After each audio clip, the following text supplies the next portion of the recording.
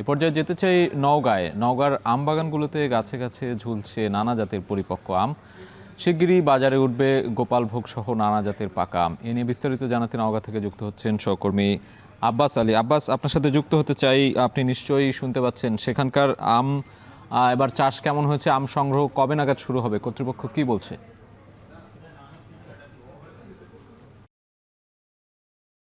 সাজিদ, আপনাকে জানিয়ে রাখি যে দীর্ঘ অপেক্ষার পর সেই কাঙ্ক্ষিত ফল সংগ্রহের অপেক্ষা করছেন আম চাষিরা।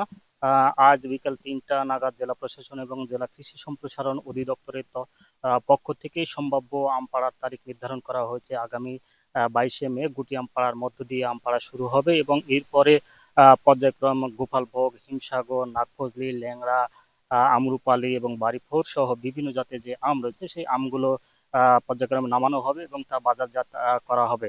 এবং কৃষকদের সঙ্গে কথা বলে আমরা যেমনটি জেনেছি যে এবছর মৌসুমের শুরু থেকে আবহাওয়া অনুকূল রয়েছে এবং এখন পর্যন্ত আবহাওয়া ভালো রয়েছে। এর মূল কারণটা হচ্ছে যে মাঝে মধ্যে বৃষ্টি হচ্ছে, বৃষ্টি হওয়ার কারণে জমিতে যে রস হচ্ছে, রস পাওয়ার কারণে আম পরিপক্ক এবং সতেজ, অনেকটা সাইজ বড় হয়েছে বলে কৃষকরা জানিয়েছেন। যার কারণে এই বৃষ্টি হওয়ার কারণে মাটিতে সেচ দেওয়ার প্রয়োজন হয়নি, যার কারণে তারা কিছুটা লাভবান হচ্ছেন বলে জানিয়েছেন। তারা আরেকটি বিষয় জানিয়েছেন, যেহেতু প্রায় 5 মাস ধরে আম পরিচর্যা করেছেন এবং বাজারজাত হবে, এই বাজারজাত করার সময় যদি তারা ভালো দাম পান তাহলে লাভবান হবেন তারা। আরেকটি বিষয় জানিয়ে রাখেন যে জেলার প্রায় 70% বা 70 ভাগ আম চাষ হচ্ছে জেলার সাপার, পোরশা, নেমতপুর এবং পত্নীতলার কিছু অংশ। কারণ এই সব এলাকা বরেন্দ্র এলাকা, যার কারণে সেখানে প্রচুর পরিমাণ আম বাগান গড়ে উঠেছে এবং সেখানে প্রায় 16 থেকে 17 জাতের আম চাষ হচ্ছে। জেলা কৃষি সম্প্রসারণ অধিদপ্তরের তথ্য মতে প্রায় 30,310 হেক্টর জমিতে আম বাগান গড়ে উঠছে, যা থেকে প্রায় এবছর